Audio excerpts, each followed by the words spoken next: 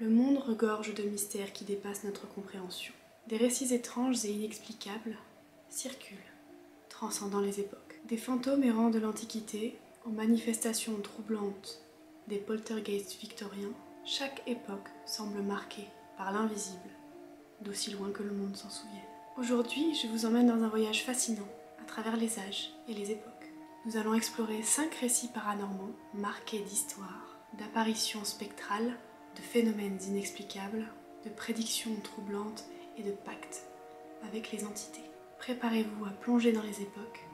Vous êtes prêts? C'est parti. Bonsoir tout le monde. Nous allons commencer avec notre première histoire qui se déroule à Pompéi.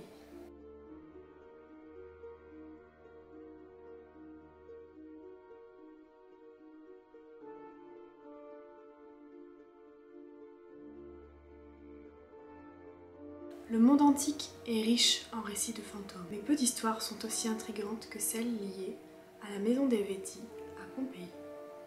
Une demeure somptueuse, ensevelie par l'éruption du Vésuve en 79 après Jésus-Christ. Cette villa, connue pour ses fresques vibrantes et ses jardins luxuriants, est aussi au cœur d'une légende macabre qui hante les récits depuis des siècles. Les Vétis étaient une famille influente de marchands, ayant gravi les échelons de la société romaine. Leur maison, construite pour refléter leur richesse, devint un lieu de mystère après leur disparition tragique lors de l'éruption. Des siècles plus tard, lorsque la ville fut redécouverte et fouillée, des ouvriers rapportèrent des phénomènes étranges dans la maison des Vétis. On murmura alors que l'esprit d'un jeune homme, supposé être un ancien esclave devenu membre de la famille, errait dans les couloirs. Les premiers témoignages des archéologues du XVIIIe siècle parlent de bruits de pas dans des pièces vides et d'ombres fugaces dans les jardins. Et ce, même en plein jour. L'un des événements les plus glaçants fut rapporté par un ouvrier. Il prétendit avoir vu une silhouette translucide, drapée d'un vêtement blanc, se pencher sur une fresque avant de disparaître. Selon la légende, ce fantôme serait celui de Caecilius, un affranchi des Vétis, accusé d'avoir empoisonné son maître pour hériter de la fortune familiale. Pris de remords ou puni par les dieux, il serait resté piégé dans la maison, hantant les lieux où il avait autrefois trouvé le succès, mais aussi commis sa trahison. Plusieurs anecdotes existent sur cette histoire. Lors d'une fouille en 1860, un historien italien rapporta avoir entendu une voix murmurante prononcer ce qui ressemblait à des mots latins. Les mots étaient incompréhensibles, mais certains affirmèrent qu'il s'agissait d'un avertissement, cave hic, qui veut dire « faites attention ici ». Les fresques de la maison, en particulier celles représentant des scènes de débauche et de punition divine, furent interprétées par certains comme un signe que les propriétaires jouaient avec des forces interdites. On raconte également qu'un visiteur du XIXe siècle, après avoir passé une nuit dans la villa, décrivit avoir ressenti une pression glaciale sur sa poitrine, comme si quelqu'un essayait de l'étouffer. Certains pensent que les récits de fantômes autour de cette maison sont le fruit de l'imagination collective, amplifiée par le contexte dramatique de la catastrophe de Pompéi. D'autres évoquent la possibilité d'un phénomène psychologique appelé empreinte énergétique. La tragédie soudaine qui a frappé la ville aurait laissé une marque invisible dans certains lieux, perceptible par des individus sensibles. Les plus mystiques pensent que Caecilius, ou un autre esprit, reste prisonnier des vestiges, incapable de trouver la paix en raison de ses actes passés. Encore aujourd'hui, les guides touristiques de Pompéi rapportent que la maison des Vétis dégage une atmosphère particulière.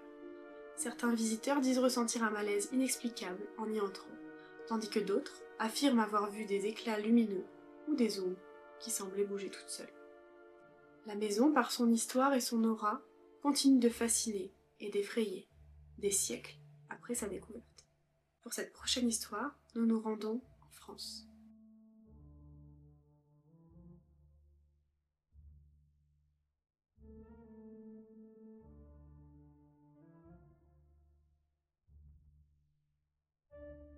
Le Moyen-Âge en France est une époque où le surnaturel et la peur des forces occultes imprègnent la vie quotidienne. Les forêts sombres, les landes isolées et les villages reculés sont des lieux où les légendes de sorcières prospèrent. Parmi les nombreuses histoires qui circulaient, celle de Catherine de l'Ancre, une femme accusée de sorcellerie dans le nord de la France, est particulièrement glaçante. Catherine était une guérisseuse, connue pour ses remèdes et ses prédictions. Mais après une série de mauvaises récoltes et d'épidémies animales, elle fut accusée par ses voisins de pactiser avec le diable. Selon les récits, Catherine aurait été surprise une nuit dans une clairière, entourée de lueurs bleutées, psalmodiant des mots incompréhensibles. Les témoins jurèrent avoir vu un homme noir apparaître et lui remettre un objet brillant. Cet objet qui, après avoir touché les mains de Catherine, s'évapora dans le vent. Catherine fut arrêtée, puis torturée, et avoua avoir signé un pacte avec le diable en échange de pouvoirs surnaturels. Elle prétendit qu'il lui avait offert le pouvoir de contrôler les éléments, notamment de provoquer des tempêtes. Les villageois ont rapporté que lors de son procès, des oiseaux noirs sont mis à tourbillonner dans le ciel sans raison. Une légende raconte que le soir de son exécution, une pluie soudaine et violente s'abattit sur tout le village, allant jusqu'à éteindre les torches de ses bourreaux. Les archives révèlent que d'autres femmes, accusées de sorcellerie dans la région, avaient décrit des expériences similaires avec le fameux homme noir. Certains historiens estiment que ces récits de pactes et d'apparitions reflètent une interprétation médiévale des troubles mentaux, ou encore des pratiques de guérison alternatives. Les adeptes du paranormal, en revanche, évoquent la possibilité d'entités surnaturelles ou démoniaques qui auraient réellement interagi avec ces femmes. Une théorie plus contemporaine suggère que les lueurs et les phénomènes lumineux décrits pourraient correspondre à des manifestations naturelles mal comprises, comme par exemple des feux follets. Pour cette prochaine histoire, nous nous rendons en Angleterre.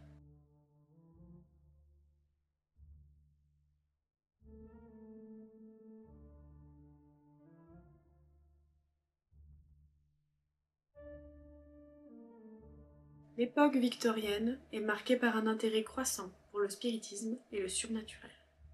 Les récits de poltergeist, ces entités qui perturbent les foyers en déplaçant des objets ou en produisant des bruits inexplicables, se multiplient. Parmi ces histoires, celle d'une maison dans le Surrey est emblématique. En 1848, la famille Allen emménage dans une maison pittoresque mais ancienne. Dès la première semaine, des bruits de pas retentissent la nuit, bien que les planchers soient vides. Au départ, la famille attribue cela à des animaux ou à la vieille structure de la maison. Mais les phénomènes s'intensifient. Des chaises sont renversées, des tableaux tombent des murs. Et un soir, une assiette de porridge aurait été violemment projetée à travers la pièce alors que toute la famille était réunie pour le dîner. Je pense que ça lui a pas plu le porridge au fantôme. Le phénomène le plus terrifiant se produit lorsque l'aînée de la famille, Elisabeth, rapporte avoir vu une silhouette floue au pied de son lit. Ça me rappelle quelque chose. Cette forme, selon elle, semblait vibrer avant de disparaître brusquement, laissant un parfum de rose fanée. À partir de ce moment, les événements paranormaux se succédèrent sans répit. Des visiteurs rapportent également des expériences étranges comme des chuchotements dans les pièces vides de la maison ou des sensations d'être touchés par une main invisible. Un soir, alors que les Allen organisaient une séance de spiritisme avec des médiums locaux, ils ont réussi à contacter quelqu'un. A priori, ce serait l'esprit d'une jeune femme, décédée dans la maison un siècle plus tôt. Selon le médium, elle aurait un esprit de vengeance. Elle chercherait à se venger d'un amant infidèle qui l'aurait abandonnée à son triste sort. Les spirites de l'époque y voyaient une preuve que des esprits tourmentés,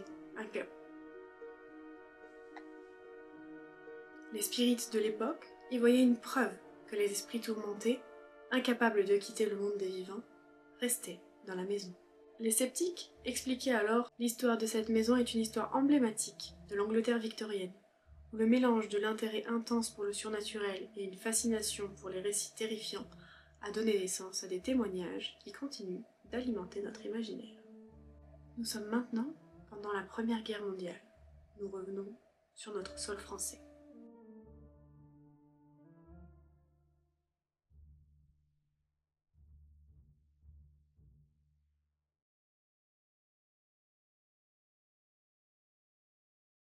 Imaginez les tranchées, une boue épaisse qui colle aux bottes, des rafales de vent glacial, une obscurité oppressante qui pèse autant que le silence entre deux bombardements.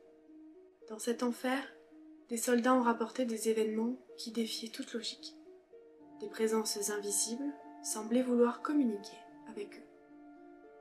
L'une des histoires les plus troublantes date de 1916, sur le front de la Somme. Un groupe de soldats anglais, épuisés après des jours de combats incessants, décida de se livrer à une séance spirite pour chasser l'ennui et peut-être trouver des réponses à leur sort incertain. Ils utilisèrent une planche improvisée, en gravant des lettres sur une planche de bois et un morceau de verre pour pointer les différentes lettres. En guise de table de Ouija. Ce qui a commencé comme une distraction inoffensive s'est rapidement transformé en une expérience terrifiante. Au cours de la séance, le verre s'est mis à bouger de lui-même, épelant les mots « Retirez-vous avant l'aube ». Les hommes, d'abord incrédules, ont ri de ce qui pensait être une farce. Mais l'un d'eux, le soldat William Ice, a juré avoir ressenti une main glacée lui effleurer la nuque.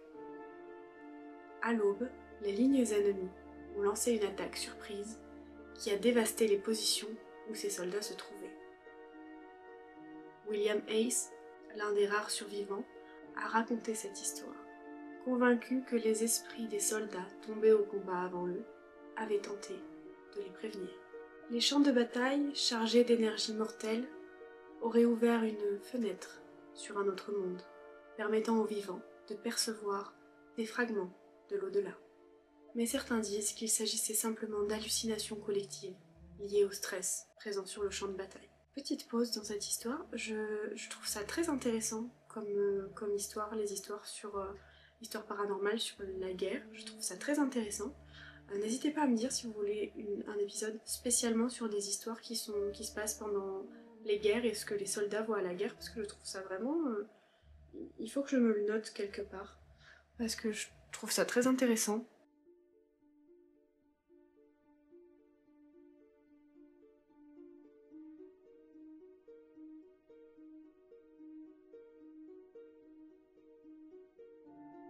Même à notre époque, où la science domine et où presque tout semble explicable, le surnaturel continue de hanter les esprits. Des récits modernes, appuyés sur des témoignages, et parfois même des enregistrements, prouvent que l'inconnu n'a pas encore livré tous ses secrets. Prenons l'exemple de la maison Winchester. La maison Winchester en Californie est un monument de mystère. Sarah Winchester, héritière de l'entreprise d'armes Winchester, aurait reçu un message inquiétant après la mort de son mari et de son enfant. Les âmes de personnes tuées par les fusils de sa famille la poursuivraient. Selon une médium qu'elle consulta, elle devait construire une maison et ne jamais cesser de l'agrandir pour échapper à cette malédiction. Sarah acheta alors une maison à San José et engagea une armée d'ouvriers pour bâtir ce qui est aujourd'hui un labyrinthe architectural absurde. 160 pièces, des portes qui s'ouvrent sur des murs, des escaliers menant au plafond, des fenêtres donnant sur des pièces. La légende raconte qu'elle modifiait constamment les plans pour dérouter les esprits malveillants et pour qu'ils se perdent dans la maison. Depuis sa mort, cette maison est devenue un lieu touristique, mais aussi le théâtre de phénomènes troublants. Les guides et visiteurs rapportent des manifestations étranges, des voix murmurantes, des coups dans les murs, des objets se déplaçant seuls. Certains disent avoir vu une silhouette, probablement celle de Sarah Winchester elle-même, errant dans les couloirs. Un ouvrier prétend même avoir vu une silhouette spectrale lui indiquer une erreur qu'il venait de commettre lors d'une réparation. Il existe des récits similaires à cette histoire, toujours de nos jours. Le fantôme de l'hôtel Cecil, à Los Angeles par exemple. Connu pour ses histoires sombres, cet hôtel a été le lieu de nombreux décès, suicides et crimes. L'une des histoires les plus troublantes est celle d'Elisa Lam, retrouvée morte dans un réservoir d'eau, sur le toit, en 2013. Une vidéo de surveillance la montre, agissant de manière étrange dans l'ascenseur, comme si elle parlait à quelqu'un d'invisible. Depuis, des clients rapportent des bruits de pas inexplicables, des voix dans les couloirs vides et des visions fugaces d'une jeune femme en robe rouge. Une autre histoire est aussi celle des fantômes de Fukushima au Japon. Après le tsunami et la catastrophe, en 2011, de nombreux habitants ont rapporté des apparitions spectrales. Des chauffeurs de taxi racontent avoir pris des passagers qui disparaissaient mystérieusement pendant le trajet, souvent près des zones les plus touchées par la tragédie. Ces esprits semblent chercher à retourner chez eux et à retrouver une forme de paix. Ces récits ancrés dans le présent montrent que le mystère persiste et que même dans notre monde moderne, nous sommes toujours influencés par des phénomènes paranormaux. Alors, selon vous, trouvera-t-on un jour une explication ou ces phénomènes resteront-ils inexplicables? Voilà pour ces histoires, j'ai fait de multiples histoires en un, j'espère que cette vidéo vous a plu. Dites-moi quelles histoires vous avez préférées et si ça vous intéresse d'avoir un épisode dédié aux enquêtes sur les histoires de la guerre. Je trouve ça très intéressant et je pourrais faire une vidéo plus approfondie sur ce sujet, soit avec plein de petites histoires, soit avec des histoires plus longues. D'ailleurs, n'hésitez pas à me dire ce que vous préférez. Plusieurs petites histoires assez courtes ou des histoires très longues où vous rentrez vraiment dans l'histoire et où vous prenez le temps de vous imprégner de l'ambiance de l'histoire. N'hésitez pas à me dire ça en commentaire, c'est très important parce que ça me permet de savoir ce qui vous plaît plus ou ce qui vous plaît moins et d'adapter ensuite mes contenus à vos préférences. Quoi qu'il en soit, merci pour votre soutien, je vous fais des bisous et je vous dis à demain. Ciao!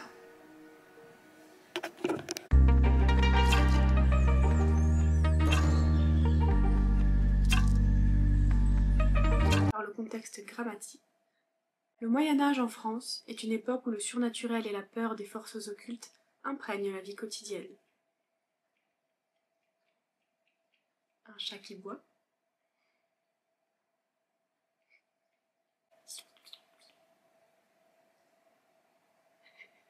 Interrompu. Et un chat qui mange. Tu vas boire toute la gamelle ou quoi? Oh! Je me suis... Ah!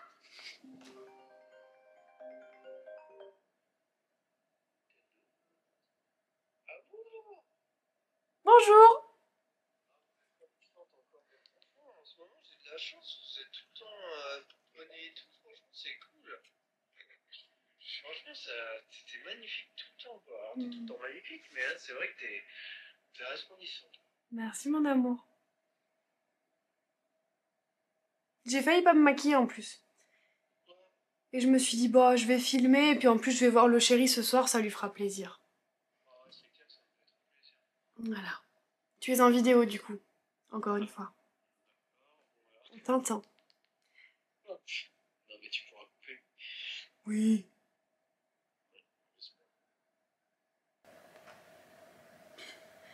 Une queue de chat. Un chat. Tu t'installes? Nix a remarqué un truc. Je sais pas ce qu'elle a vu. I'll be back. Oula.